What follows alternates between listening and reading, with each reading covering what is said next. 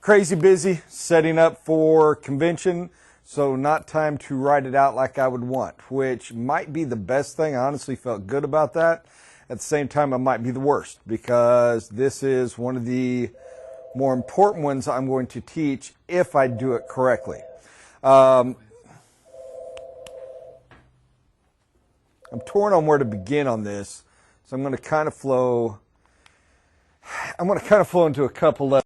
Going to try, I've still got that from original, we're going to keep it.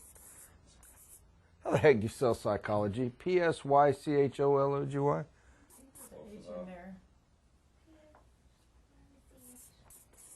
Well, any of you watching this that know how to spell psychology, feel free to text or email me the correct spelling because I could care less. Psychology matters. Studying a little psychology matters. Very few people do it. When they do, they want to go take some night class and learn about some bizarro phobias and blah, blah, blah. That's just moronic. Learning to read people and understand them matters. There are a number of different ways to do this. We are not today going to focus at all on the colder way. I don't have a problem with it per se. Who am I to judge you?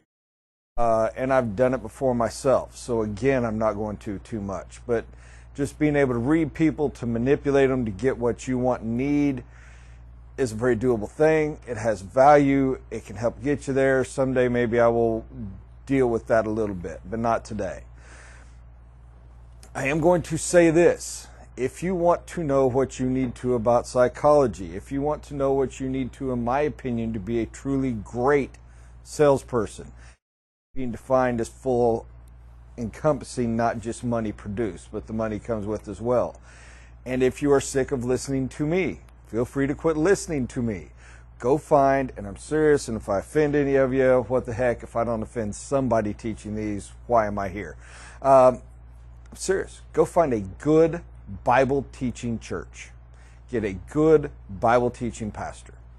I don't mean charismatic. I don't mean motivating. I don't mean one that teaches current events and how to be excited about today and get through life. That has massive value. That's totally different from what I'm talking about today. I'm talking one that teaches Scripture. Open your Bible and read it. If you have never read the book of Proverbs, shame on you. Go do it before next week's lesson. Absolutely no excuse not to read it. Go into a little bit higher things, but if all you ever do is read the book of Proverbs and the Gospels and listen to Jesus' advice, you will have what you need. By that, I mean this. The core to psychology, as goes into sales, in my opinion, is one word. And I'm not kidding when I say this word. I am dead serious. I will never be more serious. It is love. If you do not truly love that client more than you love yourself, how are you going to serve them? I am not, again, let me reiterate back to the start.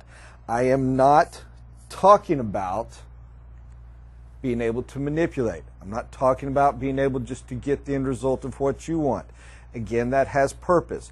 Again, if you get too lost on this side and you don't realize you still have to close, yada, yada, yada, all you're doing is loving somebody and sending them down the road to somebody else. So don't take this as all-encompassing. This has to be done in conjunction with everything else we do. But you have to love them. You do. And you want to know what? When you get busy, when I get busy and I'm too swamped and I'm signing contracts under numbers and I'm trying to take care of too many things, I don't have time to know my client. I don't have time to love my client. You want to know what happens? I get caught up in lawsuits. I get caught up in arguments. I get caught up in problems. When they come to me hacked off, pissed off, stressed out, freaked out over things that don't matter, simple little stuff, I have no ground to work with. I have no foundation. I have no relationship. I have no knowledge of them. I have no knowledge of trying to be able to see where the issue really lies. Because trust me, people, the problem you have is hardly ever what is seen and known. It's one of those, you get the pain in your lower back only to find out the problem is you've got too tight a muscle in your calf that's pulling up through your hip, pulling onto your hamstring, tightening your butt muscle and making your back seize up. It's not where you see it. You step on a pin, it causes something to hurt in your neck. Same thing with people. Know what the deeper thing is. When I am so busy, I don't have time to get to know them, I got nothing to go with. all I'm doing is rapid trying to fix and heal, and that's just throwing money at a problem or creating conflict. This is a flaw of me. God willing, it is not a flaw of any of y'all. I am not good at conflict. If somebody bows up on me, I'm good for about 1 or 2 shots, and then I'm mad and fighting back, which means I am the worst person in the world as a rule to resolve conflict. Unfortunately, it comes to me at times. Side note, back where we need to be. Love your client. Try to want what is best for them. One of the beauties of what we do is we actually sell a product that is best for them. It really is.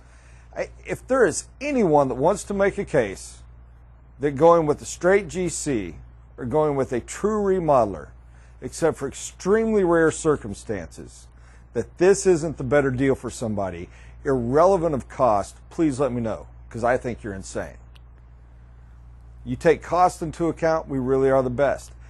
It's not hard to do that. Yes, I love you. Here, let me give you something better than what you have. It makes it kind of easy. For any of you that are watching purely just from a sales standpoint, nothing worse than selling product you don't believe in, that you don't like. When you're selling an inferior quality product and it eats at your soul, it just does. Because all you have is manipulation and pressure and leading into, and you can do it, but I mean, you become a callous, hard person. I've been there, I've done it. Now then, this is all going to come around. How do you love them? I don't mean date them. I don't mean buy them wine. I don't mean hug and kiss them. Loving them is them, helping them to find their way, helping them to find what is best for them. Every now and then, guys, it's sitting in a presentation and actually being a counselor. More than once, I have done marriage counseling. More than once, I have done social counseling. I've guided them through life problems, work, whatever, most times when they don't even know it. The way you do that is a change of this.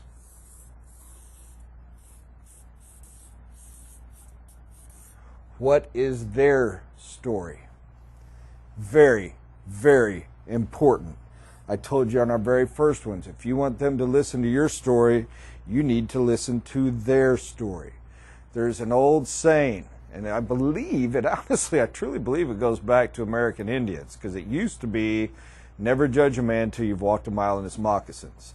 It's changed to shoes in modern day, but it always was the moccasin, and I believe it's because it came from some Indian wisdom. And yes, American Indians were relatively sharp people with a lot of wisdom and insight, if you ever want to go back and read. Again, not why we're here. But the depth of that, never judge a man till you walked a mile in his moccasins, is true. Now I want you to pause and take that concept and run it into psychology for a moment. How do you do that? How do you listen to their story? How do you get into and find out what their story is? The main one is shut up and listen. Most people so desperately want to tell their story, so desperately want to be heard, that if they get a chance of somebody attentively looking at them and even seems to be listening, they will vomit forth more information than you ever need. A class for another day is going to be how to read body language, how to read inflection, everything else. But today I'm going to talk about, I might be doing a disservice. Maybe this is one of those where I made a mistake not writing it out, because we've covered enough that I really should stop and just go over all that. But that was not the point in my mind of what we were going to teach today. So we are going to go to a different level. One of my favorite teachers is a gentleman named John Eldredge. John Eldredge wrote a bunch of books, Wild at Heart, some others, fantastic stuff. John Eldredge might as well be, in my mind, one of the greatest psychiatrists out there. But much like Sigmund Freud, it's not formal, it's just studying people and making opinions. John Eldredge says everyone has, at their core, a deep, burning question. Every man has a base question that is at the core of his heart and his soul, that he has been trying to answer since childhood. And it is, am I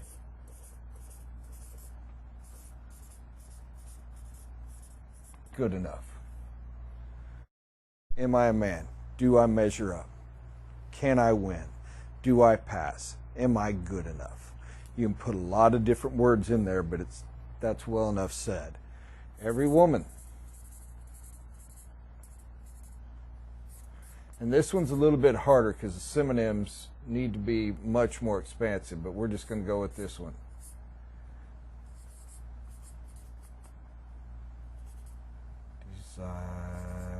Desirable. Misspelled again. Am I desirable? Am I beautiful? Am I sought after? Am I captivating? By the way, one of his books was Captivating. Covers a lot of this material brilliantly, beautifully and brilliantly. Every woman is seeking to be Cinderella. Every woman is seeking to be the princess. Is she beautiful? Is she desirable? Is she worthy? Every man is questioning, am I good enough? Am I strong enough? Can I get there? Realize this, because it will help you understand people. When a man puts forth some kind of aggressive stance, when he puts forth a body language that makes you kind of, I wonder what that reaction was, don't try to react to that. Why? I promise you, he's showing you something that he questions about himself. If a woman shows reservation, if she has a body language that's turned inside, if she is not answering questions, why? Don't just get it out. Why? She's telling you something about her insecurities.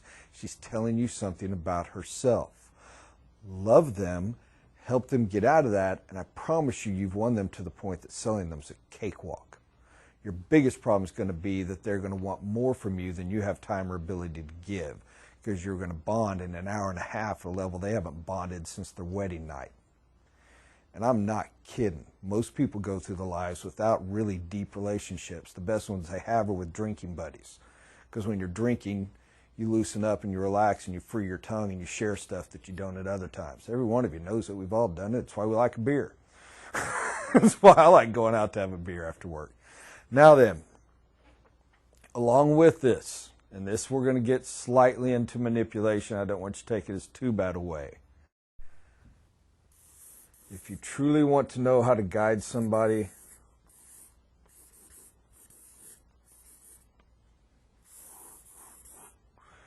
what are their wounds? People are more shaped, more easily manipulated by their wounds than they are their strengths. What are their wounds? What is hurting them? What are they telling you? You have to look at folks. You have to practice this. Even go to the point of going places and making snap judgments. Look at somebody, call them out, say everything you see about them. Then find a chance to actually get to talk to them and find out if you nailed it or you missed it. Judge yourself and try to figure out why. My friend Richard Yeager, who's running the camera on this, used to laugh his fanny off at me for doing this all the time. We go to restaurants to get lunch constantly. I'd look at some waitress and our waiter and I would, boom, with just a glance, blow out what I thought their life was. Our challenge was to find out if I was right or I was wrong. And if he won't speak up because he's shy, but if he was to share, he'd tell you he used to get just crazy how often I would get it right. You're psychic. Nah, thank you. Which is just a matter of looking at people and trying to read. Their wounds shape them. They do. See those, understand those, guide those. Let me give you an example. One of my very first sales, and I'm not going to use the name out of respect, a couple came in my office. She was a very strong and aggressive woman. Quite intelligent, but I mean just there. He was this freakishly intelligent, incredibly capable guy, a little bit caught up in that kind of madness that goes with that, you know, that engineer thing where he's got to be overly in control and watch every single aspect, which, by the way, means perfect you build it client. Woman that likes to have control, man that wants to manage every single aspect. At the same time, I'm not 5 minutes in and they are stopping to have fights among each other because you can imagine that conflict. This gal's here, this guy. And I'm like, how am I ever going to get to these people? So I just shut up and I listen and I ask a couple questions. How many kids do y'all have? 7. That tells you something right there. Where have you lived? Boom, boom, here. Where'd you go grow up? Oh, we grew up here. Now tell me about what our land is. Fantastic. We get lost on the land. This is family land that she had inherited. This is where she's always wanted to build. This is a dream. Well, why? And I mean, I get her lost and telling me stories about childhood and picnics and play. Guess what? I got a gal that has never fully reconciled being a princess. Not in a bad way. Her fondest memories, the things that still control her life, are those memories of wonder, of joy, of being out on the farm and being lost in play and being seen as beautiful by her father and her grandfather, of being able to eat in the beauty of God's creation, being able to relax. This is where she wants to be. We have an anchor and a tie to wanting to build on this land because maybe she can recapture that has been lost in life. Then we get kids. Every one of you knows people have a freakish attachment to their own kid. Anyone who has ever had a child knows. After your kid's about 4 or 5, you look back and go, oh, I'm so embarrassed. Because we all think ours is the only special kid ever born. Ours is the very first child ever born and the only one to really ever walk at 5 months, 6 months, 8 months, whatever it is. I can't even remember. And you know what? God bless you. It's fantastic. If you have not had your child yet, enjoy it. Eat it up. Make fool out of yourself. It is a blast. It is fun. And if you stop and think about it, you're going to be that same person that listens to people with that knowing, almost arrogant smile of, I'm going to listen to you and love you because I've been there as well. But this gal had a tie to one of her children that was just, shocking. There was this son was just Adonis come to life. It was her. He was a level of perfection. I just kind of scratched my head. I'm like, I don't follow. The dad thinks the world of the boy too and spends a lot of time with him, but not at this level. So I know at some stage, if I can draw on this relationship and make this house about the kid, we're going to be in phenomenal shape. Gets into, as we go through, we kind of lead the discussion, well, how's the son going to be involved? Because the land, we've got a tie. How do I get the son, who the mom loves more than anything or anyone in the world, to the point she has tied her self-worth into this boy? How do I get him tied into the project? So we start rolling into dad likes to be in control. Tie to the son, and ultimately this one is definitely going to be the decision maker on this because she is going to dominate it if it gets there. How do I get the boy tied in? How do I get the boy tied in as relates to the dad so that he's an easy flow with this as well? Cakewalk. What's the son going to help you do on this? Are y'all going to handle the cleanup? Well, what other jobs? Well, me and the boy are going to drywall. We'll handle the cleanup, and we're going to hang the drywall. Now, you and I all know we don't want a client doing drywall. It's one of those jobs people do cheap, they do fast, you're going to kill yourself. That's something to handle down the road. Let's handle that when we're bidding it out. Right now, we're going for the sale. Fantastic. By the time we're 20 minutes into this discussion, it's a done deal. No sale here.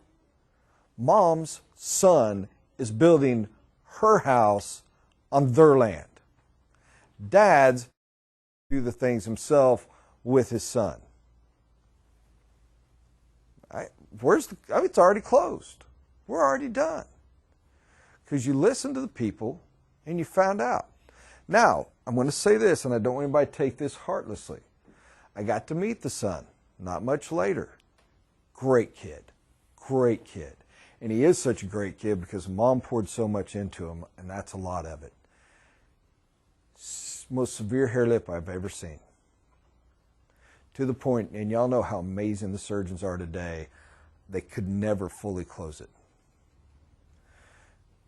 Now we got a gal that's always battling this question more than most, who is trying to fill that with children, which we all do.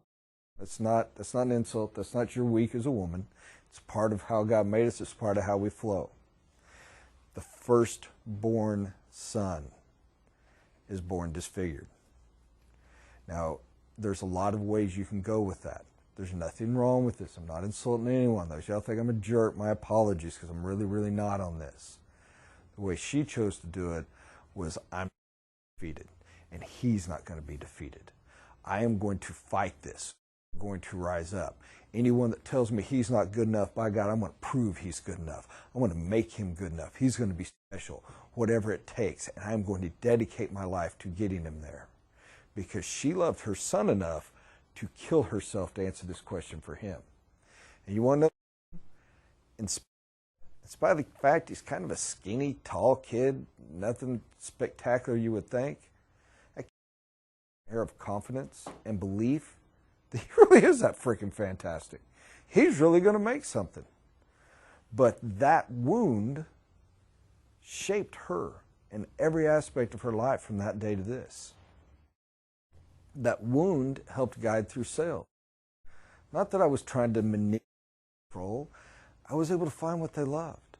I was able to find what made this. And you want to know something? Anyone that thinks I'm harsh, I'm not. I was able to love. I was able to find what made it special. I run into those folks to this day.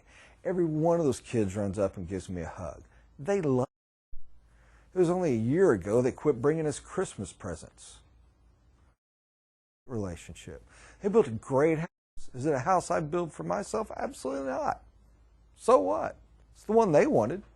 Guess who drew the whole thing? I had to fight on some of his design elements just to keep cost in line. But he drew it all. And we had some challenges and we had some headaches. So what? Study people. Know what is with them. Be able to read them. Realize the questions themselves. Realize that their wounds shape them. Realize your wounds shape you. I've probably gone too long, or I'd keep going on this. We're going to come back on these topics over the months, and I will try to make a point of breaking them down a little more separately and a little more thorough.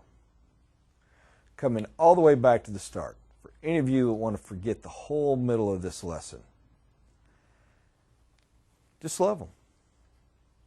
Love your client. Seek what is good for them. If you seek what is better for you, love your neighbor more than you love yourself. What are the greatest commandments? Love the Lord thy God with all thy heart and all thy soul and all thy strength. Let me tell you something, folks, from a business standpoint, if you mean that, you will not cheat people. You can't.